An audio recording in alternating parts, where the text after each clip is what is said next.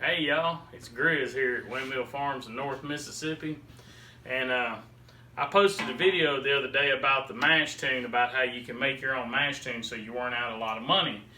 Well, believe it or not, out of all the videos I've put out here lately on gun reviews and different things, this one actually got a little bit more growth and comments, and actually kind of went a little bit more. So, and I had a few people message me individually, said, okay, that was nice, but what do you need to actually get started brewing? And so that's what this video is going to be about. A basic brew kit to get anybody brewing.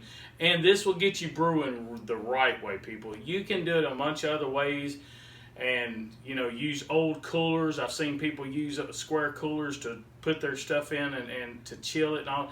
There's ways around it, okay? I even did some of them.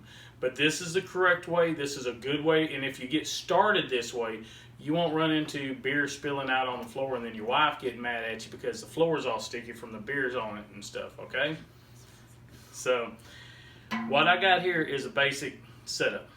Now, to start everything off, you're going to need something to put your stuff in and to cook stuff when you get your hops and stuff. So this right here is just a turkey fryer. This is part of a kit. I actually have the propane piece outside. I wasn't going to bring it into the house. You can normally pick these up for around 45 to 55 bucks at Christmas time, people. These things become real cheap. Sometimes I've even seen Bass Pro put them on sale for like 35 at Christmas time. You get the propane cooker, which you're going to need for cooking your beer outside with the hops in it and everything else, because you don't want to cook the hops inside. I'm just, once again, your wife will not like that, okay? But you can get these anywhere from 35 to 55. I have a big, large glass carboil that I use for fermentation. I like glass over plastic just because it cleans easier. But at the same time, you can go with this right here, which is a fermentation bucket. Now, let me move a few things off the top right here, and I'll show you the reason why this is called a fermentation bucket. Fermentation bucket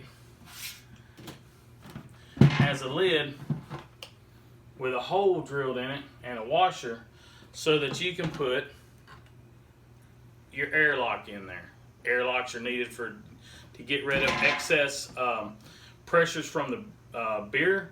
The air goes up here and through here, and it burps itself, but it doesn't let anything into the bucket, okay? That's a big thing. You don't want to introduce nothing to this. Now, with that being said, with a S-lock, you'll see some lines on your S-lock. Do you see them lines? They're meant for you to put a clear liquid in here. I'd normally I go and get, hold on, I had it off camera, but I'm going to bring it on here. I'm going to turn it this way.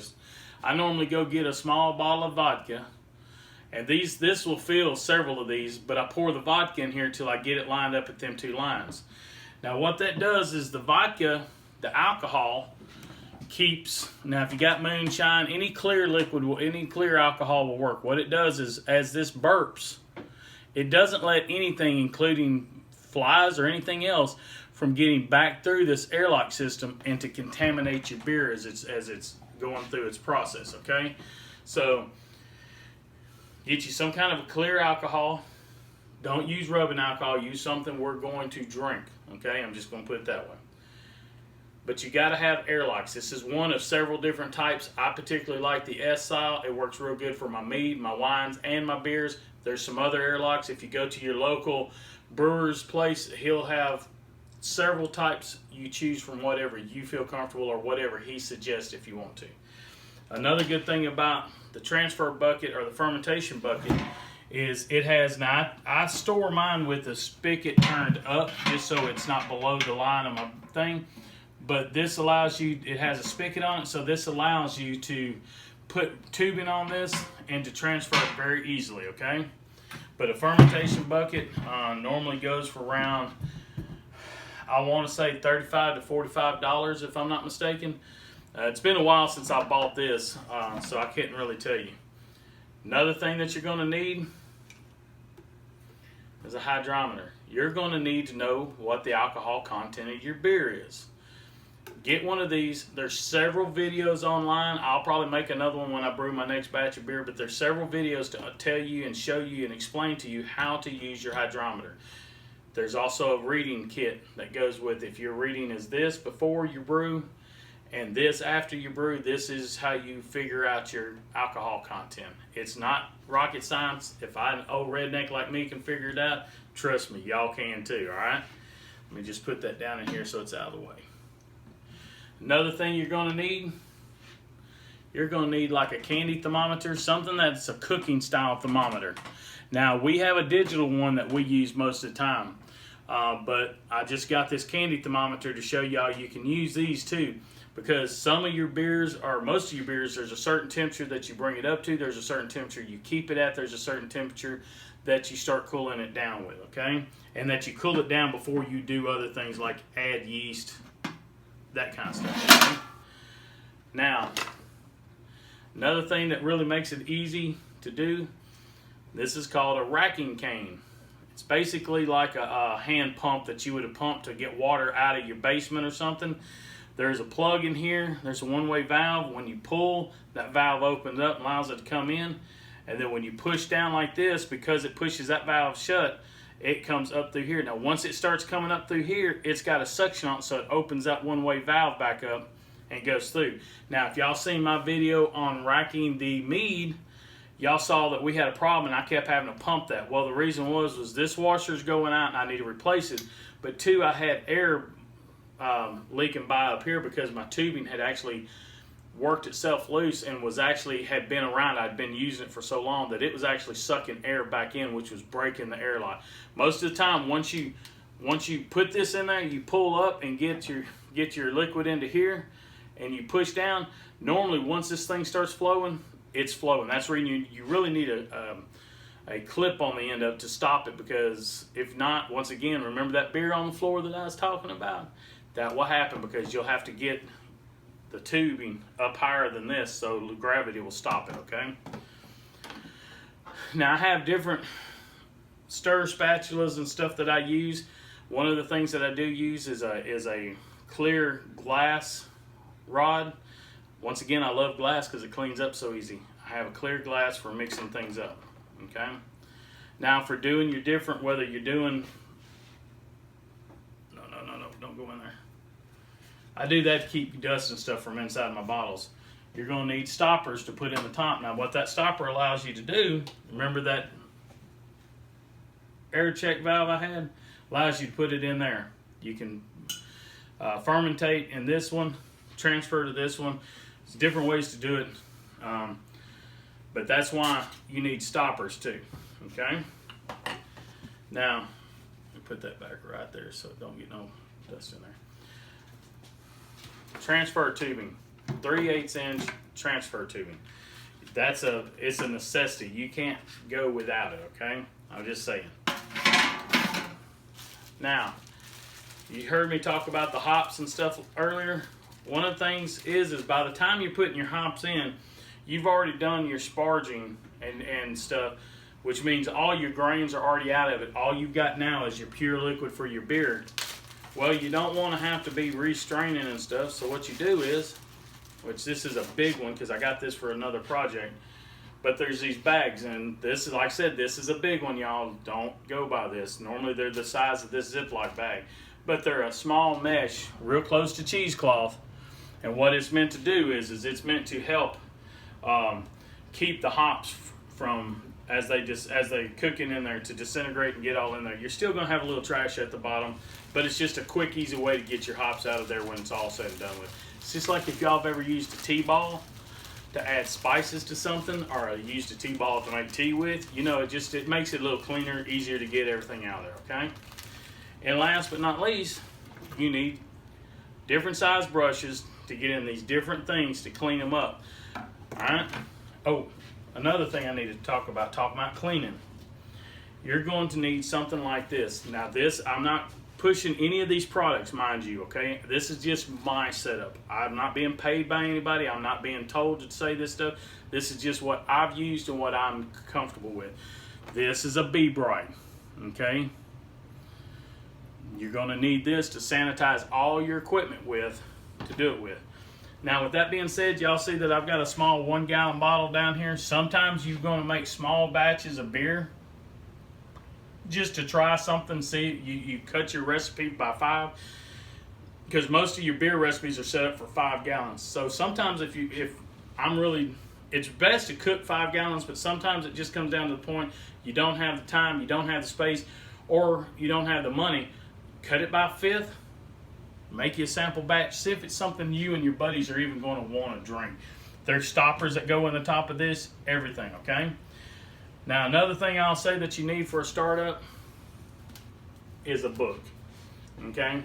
There is a ton of videos out there. I'm going to be posting some of these videos on how to brew. You're more than welcome to come back and see my videos. However, with anything else that you've ever done, hard copy to have right there immediately, right next to you by the stove, that you can flip open and read. This has everything from this book is an all-knowing book. Once again, this is just one of the very few books that one of the many books, that I have on brewing. I just picked it up when I was making this video. There's other books, there's other authors, there's other sources of hardback reference, but get you some hardback reference. It's always very good to have, okay? So I hope that this showed you real quickly. Now, to just give you a heads up on what this kind of stuff costs, this right here goes for around 15 bucks, 65 for the big one. Like I told you before, your cooking apparatus here, you can get between 35 and 55 at Christmas time. Your Be-Bright's around $8 to $12, depending on how much you get it. Your racking cane is normally $8 to $12. These are $1 or so a piece. Stoppers are like $85 to $1.10, depending on what size you get. Your hydrometer is about $10 on average. Candy thermometers, you probably already have one around, but if you don't, your candy thermometers are your digital ones like we have, that actually it's got a probe that we can stick down in here. I think we bought that at Wally World for like 10 bucks, 12 bucks, something like that. This is a candy thermometer. It goes between 6 and 12 bucks where you get it at. The hops bags are normally anywhere from 65 cents to $1, depending on where you go. Y'all know that I told you it took around 100 bucks to put the mash tun together. Each of your brushes, depending on the size, are a couple of dollars a pop. And your books, it really depends on if you've got a good discount, or believe it or not, a lot of these brew books, you can go to these used bookstores that let people trade books in to buy new books. Sometimes you can walk in there, or even your Goodwill Salvation store, pick these things up for $1 a pop, okay?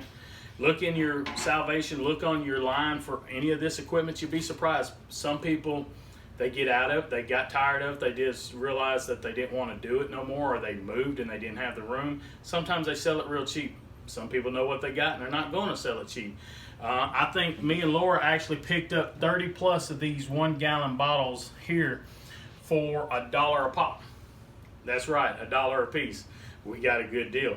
These big glass carboys, this one and another one that I use almost extensively, we picked the two up for 20. Really good deal. We just happen to be looking online on Facebook and on what we have around here, what's called Trade Winds, which is our local paper version of Facebook trade, and we found that at a good deal. I bought that turkey fryer on a clearance after Christmas, and I think I want to say I paid like $27 for it and the propane. I got it cheap, but like I said, you can get them for around $35, $45 normally. I did buy this brand new, but that's been years ago. I bought most of my other brushes and stuff brand new, but some of this bigger stuff you can actually get at a real good deal out there, folks. Okay, just keep your eyes open, look on your stuff, and see what you can do. It doesn't take a lot of money to get into this, and you ain't got to buy it all at once. Nobody says you need to run out there and buy everything. Trust me, I've done the coolers, I've done the other stuff to just a couple of 5 gallon buckets and pour this stuff in and just put lids on it and drilled my own holes in it, okay? You don't have to go buy these things. It's just better to have the 6 gallon because it gives you the room to actually have it. The other 5 gallon buckets just don't work. You're gonna have to have 2 of them, I'm just telling you. But anyway, this is the basic setup, folks. And that's it. As I do my next video on actually brewing, I'm going to show you how I start everything off and how I brew. But look, as always, if y'all got a comment or you got something to tell me, Maybe I said something wrong here. I'm just telling you this is the way I do it. By all means, I'm not a master brewer by any stretch of the imagination. If one of y'all out there is, please let me know if I said something or did something wrong. I never want to give nobody the wrong information. Secondly, I love hearing y'all's comments. Y'all have no earthly idea how much I love answering y'all's comments. Please comment below if you've got any questions, okay? And as always, I'm going to tell y'all to have a blessed day. I know I've had one. It's just started, but we've already had a really good morning this morning. And as always, be safe.